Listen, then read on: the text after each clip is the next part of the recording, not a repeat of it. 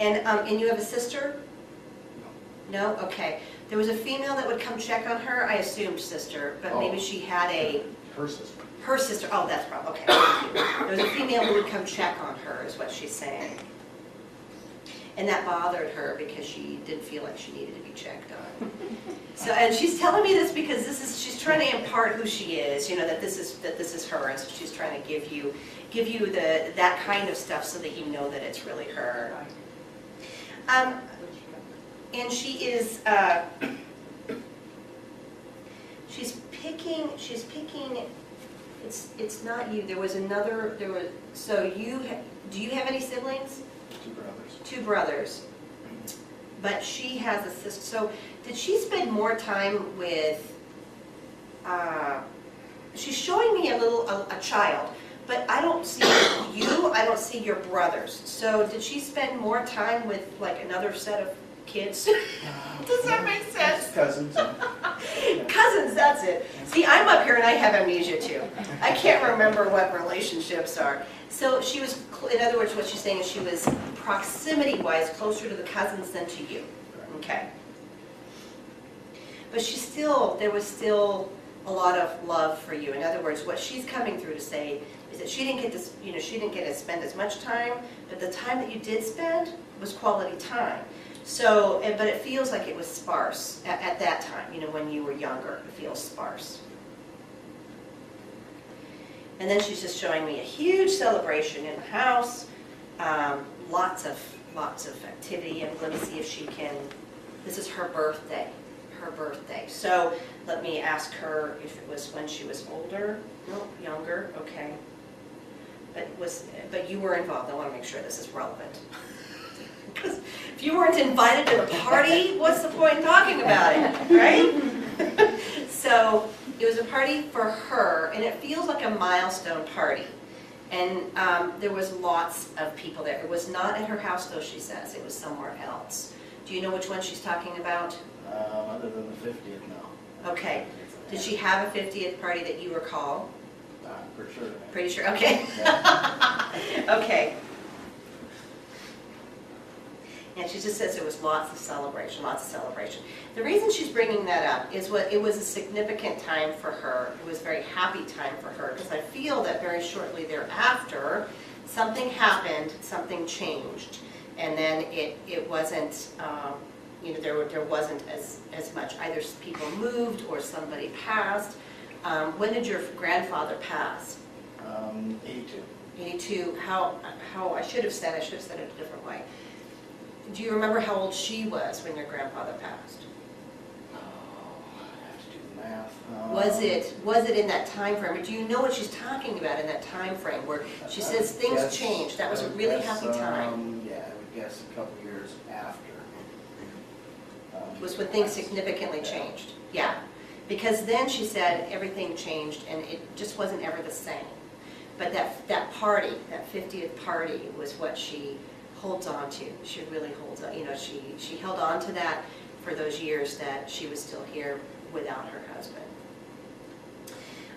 She's showing that she was frail in body but not in mind. Okay, so she wanted to make that very, very clear. Very clear. And then her body really, I mean, and again, I don't feel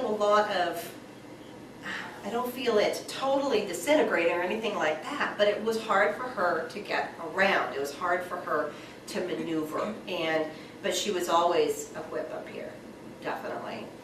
So let me ask her why she's here today. She says, you know, of all the people, I wanted to be the one to come. I wanted to be the one to show you what is after this, to show you what's next. And she says, I knew how to throw a party here. I know how to throw a party here. And so again, I feel that was her partier day, and that was really a longer time ago than even 50. You know, I don't think the 50 was the one that she planned. But she says she knew how to get things done, you know, and she knew how to have a good time, you know, here, and she wants everybody to know that that there's plenty waiting for everybody. You have, okay, let me ask her a couple questions, okay? So she says that you are concerned about, you know, somebody's health, one of your parents' health right now, and so that's why she's saying, well, let me get something different from her, or just have her get. She wants you to know that no matter what, everything is going to be fine, even if it's not fine for you. Do you know what I mean? Okay. Not that she's predicting anything or she wants to do that in any way, but she does want you to know that things are happening exactly as it's supposed to happen. And I feel this, whatever person this is, whichever parent this is very stubborn, and is really not looking at things the way, let's say, she would look at them.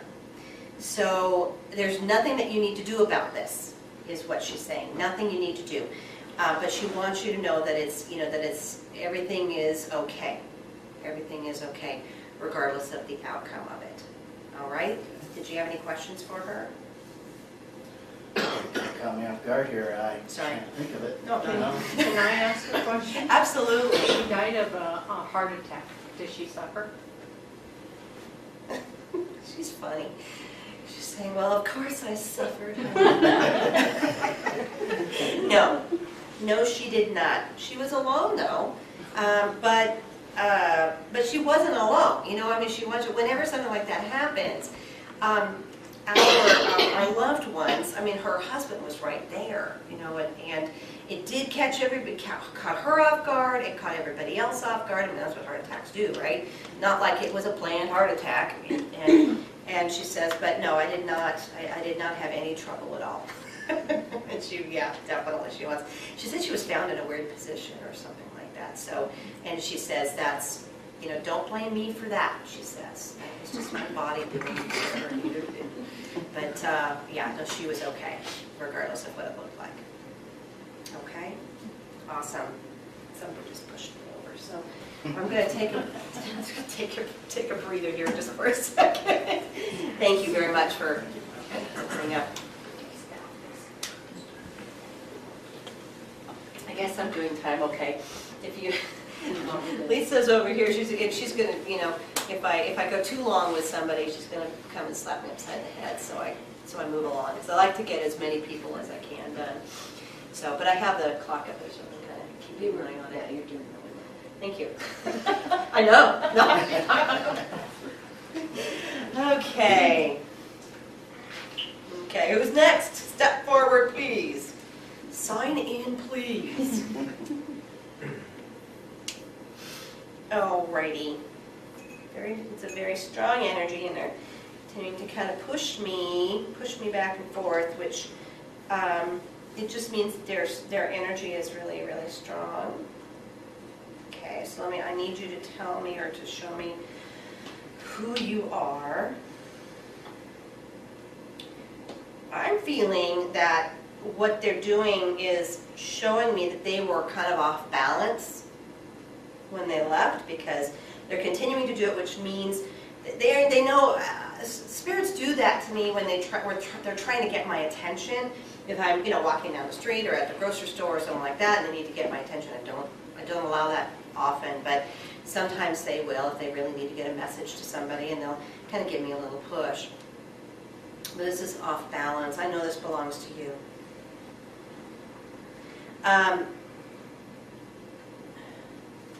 And so, definitely, I